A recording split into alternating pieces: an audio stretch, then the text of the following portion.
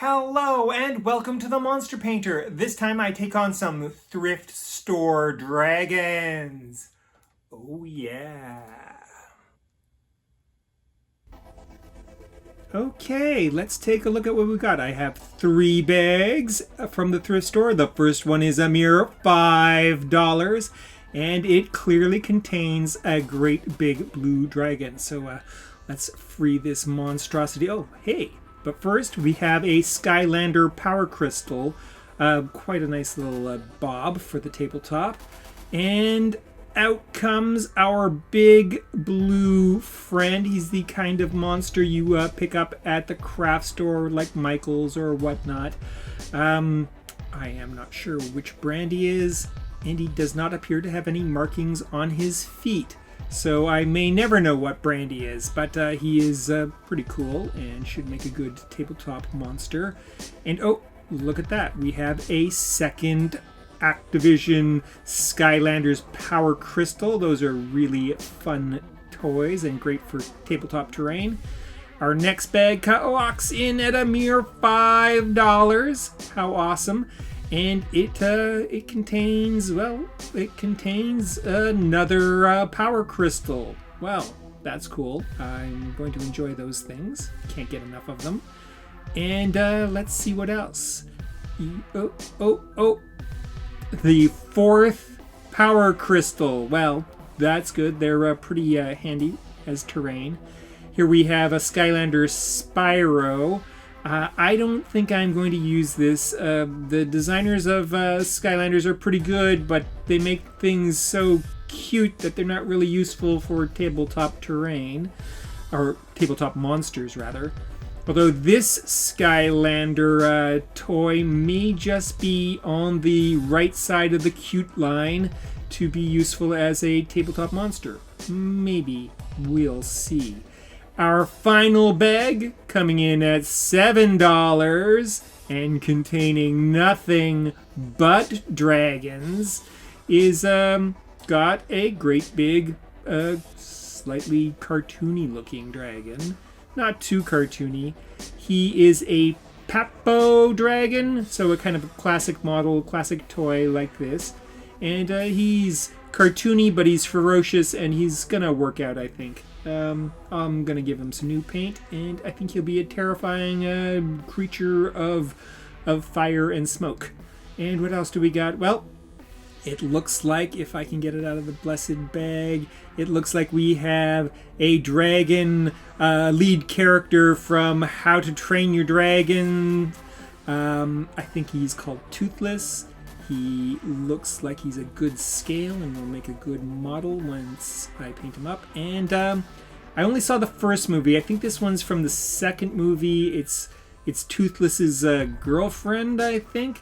She will also make a great model. They appear to be from the lids of some sort of maybe more toys, a tube of toys or a tube of candy or some such thing. Well, Spyro really looks way too cute, so that's the last you're going to see of him. And now we take a look at our power crystals, and I think they look awesome. They make for great terrain, both science fiction and fantasy. And then we have a couple of our stars. The dragons from How to Paint Your Dragons. Great scale. They look excellent, but these bases just will not do. We're going to have to fix those, but otherwise they are fantastic miniatures with tons of potential. Now let's take a look at those great big dragons. One is a little cartoony and the other is, well, realistic isn't the right word. Let's say more ferocious. The two have tons of potential and pretty good paint jobs. But when compared to a Chardalon from Wrath of a Chardalon, the Dungeons & Dragons board game, they are both pretty big. A Chardalon is probably as large a model as you sensibly want on your tabletop. But fortunately, the Monster Painter is anything but sensible. They don't look out of scale at all, so they're going to be worth the effort. Now I'm going to paint up all this stuff and we can take a look at the final results. So for our big blue dragon, I didn't change the color scheme at all. All I did was tidy up the sloppy spots, toned down the highlights, and added a bit of shading here and there. The original paint job was really quite good, so this dreadful drake didn't require a ton of reworking. Dragons are a marquee monster of legend and folklore, and as a result, it seems you're much more likely to find toy dragons that will work as tabletop miniatures. So I strongly recommend that you go out there and start hunting those dreadful dragons. On to the other great big dragon, the Papo Dragon. Again, I kept the original color scheme, adding shading and highlights and pushing his overall tone towards the red. The main change was repainting that fire. The original breath weapon looked lame and unconvincing. The new blast of fire is scorching hot and much more convincing. I am very pleased with the result. While this red dragon looks a little cartoony, I don't think any of the players would dismiss this menace.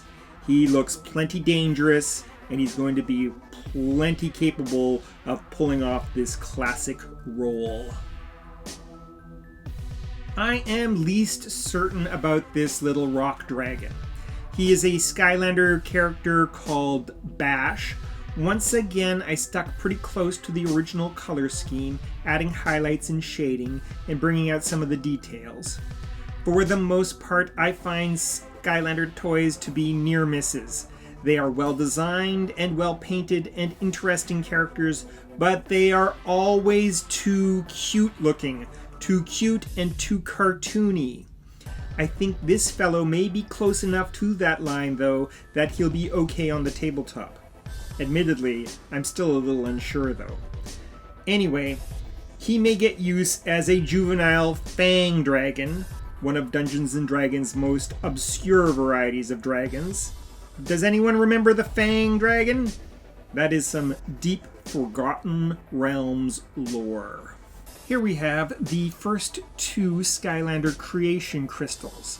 Their original paint jobs were perfectly serviceable and they didn't really need any work. But I styled them up anyway, and now they look a little more polished. Apparently these things have quite the utility in the Skylanders video game, allowing you to transport something or other somewhere or something. I really couldn't be bothered to figure out what that was. Moreover, I probably shouldn't have touched them at all. Unlike most Skylander toys, which have a resale value of $1 or $2 on a good day, these things can go for $10 or even $20 a piece on eBay, almost making it worth the effort to resell. However, this dragon does not sell his treasures, and these are going to be great on the tabletop. These are the other two creation crystals. Once again, the original paint jobs are fine, and once again I polished them up, forever ruining their resale value. I really like these things and always grab them when they turn up at the thrift store. They are great scale and make excellent tabletop terrain. Unlike most bits of scattered terrain, they are equally at home in a fantasy or sci-fi setting. Perfect equipment for a wizard's laboratory or other such arcane locations. They also work as starship power cores, or generators, or propulsion systems. They could also be data banks and serve as an objective marker. Really, they have all the uses you can imagine. Here we have a rebased and repainted Toothless from the How to Train Your Dragon movie. To be fair, after he is rebased, I could have left him alone and used him as a Night Fury dragon, and that would have been just fine. But I'm sick of sticking to the original color schemes, so I painted him up in that classic Dungeons & Dragons dragon color, yellow. What? What do you mean there are no yellow dragons in the Dungeons & Dragons canon? Oh well.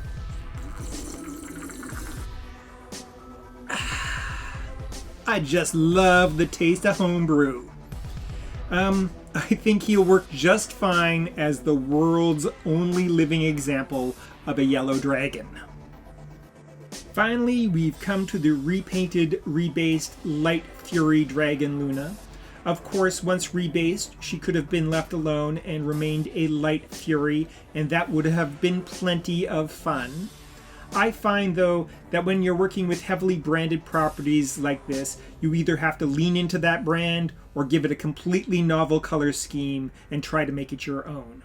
So, I went my own way once again, thumbing my nose at Dungeons & Dragons convention and painted her pink. This design has a cat-like quality and a bird-like quality, and I aimed at the bird-like quality with this color scheme. I am quite pleased with the result. She can still stick with the yellow dragon romantically, and maybe they will create some peach-colored dragons in the future. And there you have it. A bunch of dragons pulled out of thrift store baggies and ready for tabletop action. Now I want more action. Now I want a monster fight! Tonight's monster fight features this delicate pink dragon. She is a bird, not a monster. Versus this mean, ugly green orc. Cobbled together out of bits, he is always ready for the crumping. Who will win? Only the old bones know. Well, would you look at that? Well, we'll see how this plays out in the ring.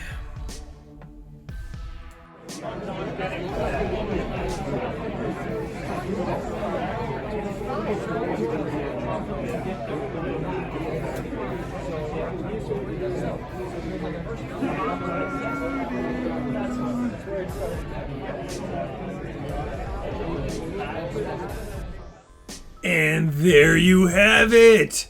Pink defeats the green! A big pile of miniatures I bought at the board game sale. Remember to like, comment, subscribe, share the video, and ring the bell! Ring the bell!